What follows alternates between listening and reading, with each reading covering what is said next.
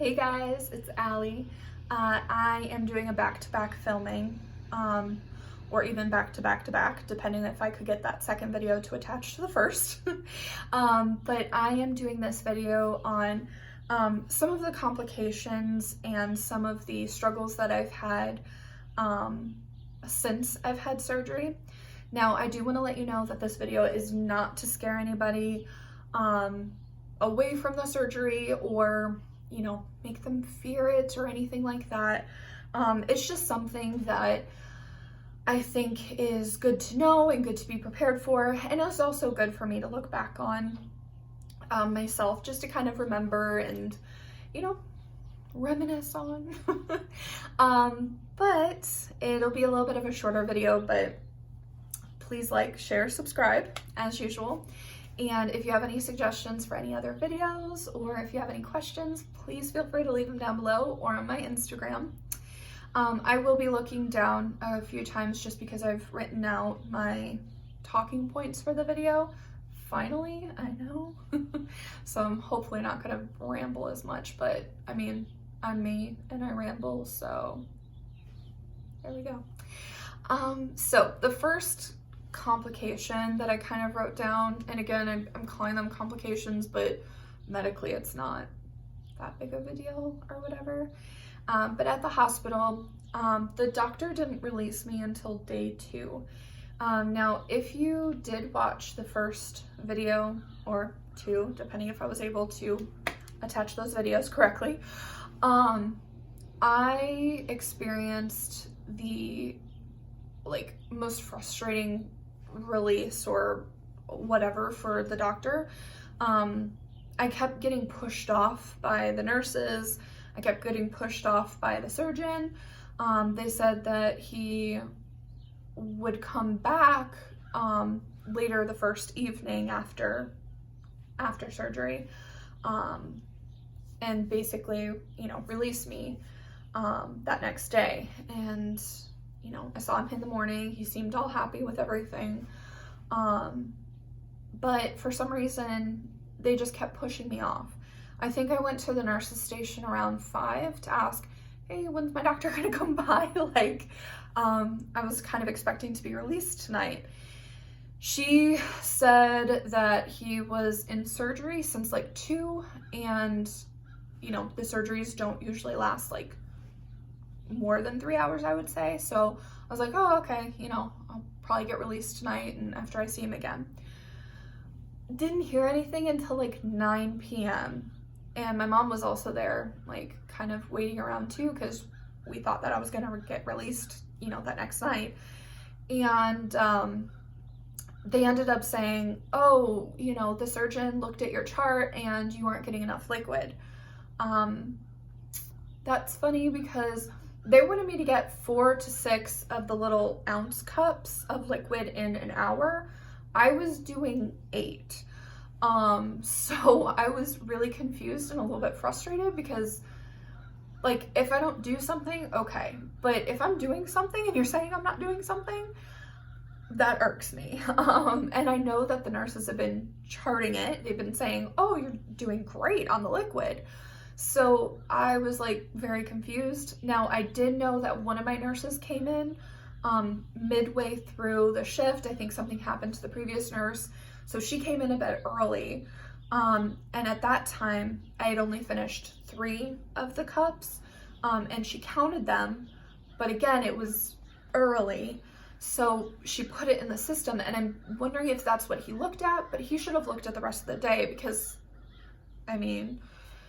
but I don't know, maybe he was tired. I hope everything was okay with the person he was doing surgery on, and I hope that he was okay, because I'm sure that was a long day. But again, I'm just I'm doing what I need to do. I've been told that everything's been doing great. I've been walking, not to get too TMI. Well, actually, in this video, we might get TMI, just to let y'all know. But I was having bowel movements, so that was even more than they wanted. So they were thrilled. So that made no sense to me. So I'm like, you need to tell me what I need to do if you want me to drink more than 8 of these. So the nurse kind of blew me off, and I was like, at that point, I sent my mom home, and I'm just like, okay. it was a rough night that night because, I mean, obviously the anesthesia was not there to help me. I didn't want to be there, and somebody was being super loud around like midnight, 2 a.m. Like, don't think he wanted to be there. I don't know. But yeah, so they took my blood that night again, because I guess in the middle of each night they take blood. Got released that next day in the afternoon.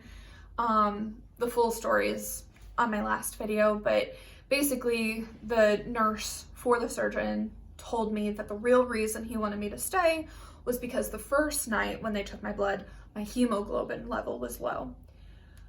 Okay, well, you could have told me that the first night.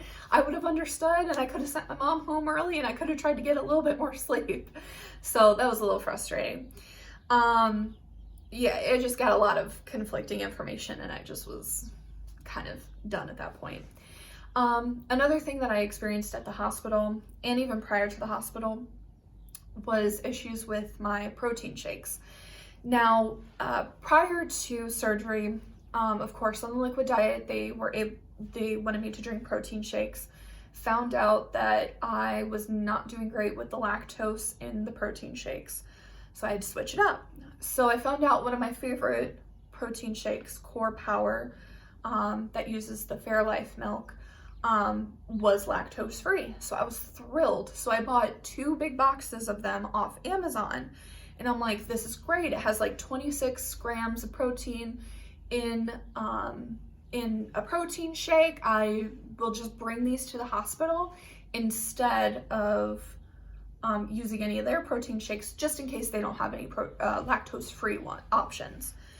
So I brought 2 of those protein shakes to the hospital. Well, I was talking to one of the nurses that were treating me during the time I was there, and found out that she had the same surgery a couple of years prior. So we were, talking and everything, and she looked at my protein shake and she was like, oh, that looks good. And I was like, yeah, this is the best protein shake ever. Like, I was hyping it up and everything. And my mom had the bottle in her hand, and she was like, well, how many grams of sugar is in there? And I was like, oh, it's low. It's like, 5. And my mom's like, no, it's 26. And my heart just like dropped, and I'm like, no, it's not. I was thinking she wasn't even looking at the right thing, but I mean, it's all right there. But I was like, no. And the nurse was like, oh no, I can't have that. And I'm like, I can't have that either.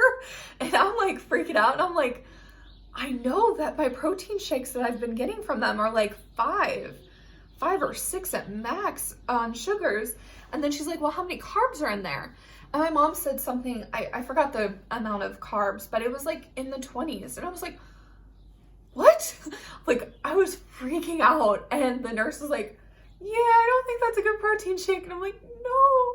And I was looking at it and I was like ready to cry. I'm like, I got 2 boxes of these, and I've gotten these for months now. And like every time like I get them, they're, they're good on everything. And I was so confused and frustrated. And I ended up going on my Amazon and checking. Apparently, Fairlife or Core Power or whoever released an identical protein shake to the one that I've been getting, but for some reason they increased the sugar and the carbs. And that's the one I bought, not realizing it, because it seriously looks identical. And I was just, oh my God, I felt crushed. And it also kind of made me, I think, in the hospital release more stuff, because everything was getting a little watery, and I'm sure that the sugar and the carbs in it weren't great on my system. That was brand new. So I'm like, I'm already messing up my tools. So I was freaking out, and it just, yeah, that was stressful. So I ended up getting a box of the good stuff, but just at that point I was like, oh, taste, I don't know. But yeah, that was a fun thing to find out. So still recommend the Core Power, just make sure you're getting the right ones. Now I have to figure out if I can return the other ones, and I'm just not having it. It's not great. So at home on week 1, going into when I first got home during that first week, it was good. Like, it was mostly good and everything. I think the first big issue that I had was I was so nauseous Friday night. So I came home on Wednesday, was fine on Thursday, and then Friday night I just was like pale and weak, and I felt nauseous. I even dry heaved several times. Obviously nothing is coming up. I was like, what the hell? Like, I'm so over this. Like, what the heck? And I even had an anti-nausea medication. So, of course, because it's Friday night, I had to call the after hours line, and I got hooked up with one of the surgeons. She suggested that I stop my protein shakes for that weekend. She thinks that maybe it sat weird, or it was too thick, or my body just wasn't taking it okay. So I was only on broths and jello for that weekend, which, I mean, my hunger and everything was like 0, so even that was kind of like, okay, I'll take it, but I don't really want it, but I need to have something in me. So I don't think I tried another protein shake until Monday evening, just because I was like, well, I'm going to the doctor's in the morning. I should probably see what's going on. So I took like those little cups that they gave me from the hospital, and I think I had like maybe 3 of them, and I sipped on them very slowly. But just after getting sick from them and just my whole experience with all these shakes, oh man, I'm over shakes, and I know that I need to find something that I can have just because I need to up my protein intake, but I've been through the ringer with these shakes. So that was like my issues, complications, whatever you want to call it, for week 1. Week 2, this actually happened 2 days ago, so Saturday, because today is Monday. I was feeling fine and took a nap, of course. Sorry, I'm trying to remember exactly what happened in what order. I took a nap on Saturday afternoon. I've finally been able to kind of not sleep on my side, but kind of like turn just a little bit when I sleep. So that's been nice. Most of my pain has been pretty manageable, not too bad. I'll take Tylenol sometimes. So I ended up going out to Walmart, I believe. No, this is before I went to Walmart. So I ended up making something to eat, and I was like, my stomach feels a little funny. I kind of check out my stomach, and out of my belly button, I'm seeing like a dried, tacky stream of blood coming out of my belly button. And it wasn't flowing, but it was like tacky. You could tell like stuff was coming out. And I was like, because I don't think I had an incision in there. And I'm like, what the heck? So, ended up having to call the after hours line again because it was Saturday. Actually got my surgeon, which was pretty cool. So I was talking to him and I was explaining everything. And I was like, I don't know what I'm doing. Like, I don't know if I'm doing something wrong or like sleeping kind of on my side or something. He's like, oh, it's a seroma. I think I'm saying that right. And he's like, I'm gonna read the actual definition of it. So a seroma is a collection of fluid that builds up under the surface of your skin, typically after surgery. So I don't have an actual incision inside my belly button, but he says because my really deep incision stitch is very close to that area, what happens is it probably created that seroma and it burst, which is common apparently, but I didn't know about it, and I'm sure there's so many different types of things that can happen after surgery. They can't prepare you for everything. So he's like, okay, what you're gonna do is you're just gonna clean the area, get some antibacterial gauze, dressing, and just keep it on it. It should stop within 24 to 36 hours. So I'm like, okay, well, he didn't seem that concerned. awesome.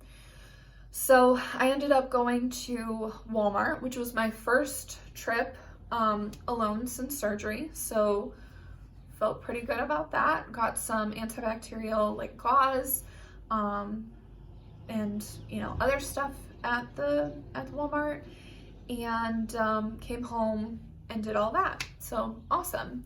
While I was at Walmart, I also got a few more soups that I wanted to try.